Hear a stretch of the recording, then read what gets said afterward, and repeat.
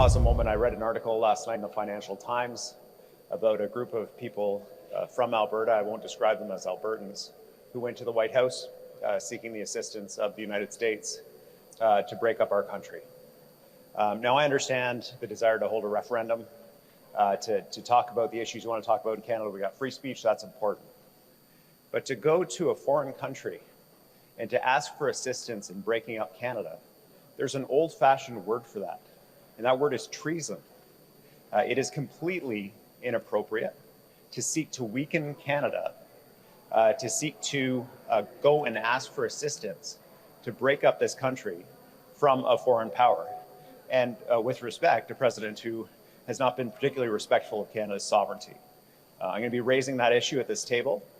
I think that while we can respect the right of any Canadian to express themselves, to vote in a referendum, I think we need to draw the line at people seeking the assistance of foreign countries to break up this beautiful land of ours that our forefathers, our foremothers, our parents, our grandparents fought for. You know, there is a line. And especially at this time when all Canadians have to pull together, I think we can speak as one voice about conduct like that. Wow. You know, Alexa, I don't know where to begin. He said a lot of weird things there. The first thing that made my spidey senses tingle when he called these Albertans meeting with Americans, he said the phrase, "I won't describe them as Albertans." Well, what are they? I mean, what does he mean by that? You know, it reminds me of when Trudeau, during the parliamentary debates, was shutting us down, saying, I'm not even going to call you media. Well, we are media, right? So first and foremost, I don't get the shot at people talking about separation. Suddenly you lose your provincial identity, at least according to Eby. He also said we have free speech. That's important. Do we really? We have just seen endless attacks on free speech. And lastly, and most importantly, Alexa, the Constitution allows a Canadian province where you live, they tried it twice, 81 and 95, to separate. It's all laid out. So why all of a sudden, if Alberta is doing it, this is an issue of treason for Eby? Well, first of all, you need to also to come back when Quebec wanted to separate and how they got attacked by some politicians. The same thing happened like years ago during the last referendum, and also the interference of the federal into the separation of the province. So do I'm surprised? Not really, because, you know, Alberta represents a large amount of money from natural resources that has been transferred to other provinces. Quebec will need to realize soon that if Alberta is gone, Quebec will have a hard time if they are not starting to extract their own natural resources and deal with other markets. But the thing is, it's normal that Alberta are going to meet with the US because they are the biggest trade partner, especially regarding oil and all the resources that they have. So they are not going to go to see France, UK. Yeah. Why they would do that?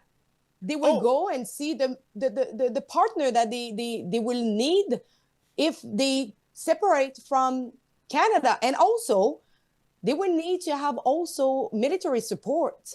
If they are separating from Canada, obviously they will not have, like, it takes time to build military. It takes time to build a different ministry. It needs time to get back on their feet. Like, it's just a province and they want to be a country. So there is a lot of different steps that it needs to take in consideration.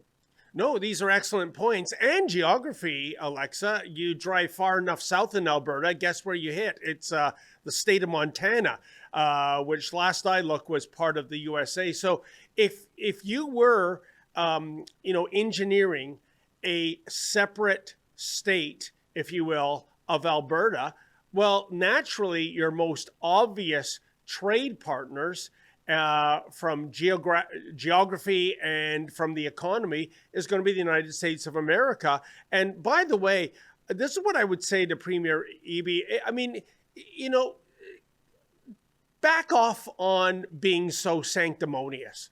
I mean, if you love Alberta so much, why are you dead set against a pipeline going from Alberta to British Columbia? And also, Mr. Eby, put your feet in the shoes of the average Albertan. How do you think they feel that in recent times, every federal election, by the time the ballots are counted after Ontario, it's already a slam dunk Liberal government, majority, minority, what have you. And that means trillions of dollars of your mineral wealth will be forever left underground. And please don't tell me about this memorandum of understanding. I'll believe that when I see shovels in the ground, and I don't think I'm going to live that long. So, Alexa, I think Eby talks a good game, but there's no there. But the thing is, Alberta have had enough. They are surrounded by other provinces that don't want to work with them. And it's their main source of revenue. It's how actually they bring money into the province. And not only they have to give money to all the other provinces, but the other provinces don't want to work with them, to allow them to open the market, to get to expand the trade market. So at the end of the day, I kind of understand why Albertans have had enough. And to say that they are not Albertan, so what are they? Like, they live in Alberta. Mainly, if you look at them, they are real Albertan. Like, they are not like blue hair, kind of crazy leftists that you will find in the East Coast. Yeah. No, they are cowboy. They are like the people who actually grow their life over there. Like, so I think it's just a way to diabolize and to try to crush a little bit who they are, because it's same here in Quebec. What we are hearing is like, oh, those people are far-right extremists. Yeah.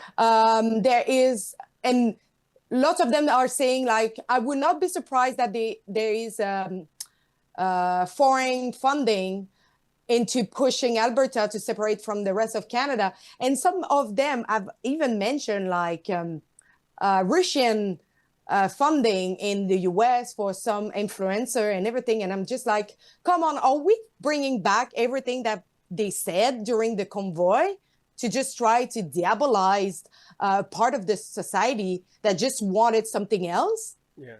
No, you're quite right. I mean, this Russian bogeyman, I go back to the dossier against Donald Trump, completely debunked, but they still bring out that card. One quick correction, I think of the other provinces, Alexa, Saskatchewan would be totally on side with Alberta. And I know there's sentiment in that province of separation as well. Yeah, but they want to separate with them also. Oh, yeah. For the same reasons, really. And that whole quote of, if you're not Albertan, well then, too bad we didn't have a journalist at that presser saying to Premier Eby, I know it'd be a bit of a prickly question. They don't like to go there. Well, what are they if they're not an Albertan, if they're a person born in Alberta and lives in Alberta, an illegal alien? And you know what? That might be a good thing. You get free eyeglasses, as it turns out, free Uber rides, and so on. But that's a subject for another time.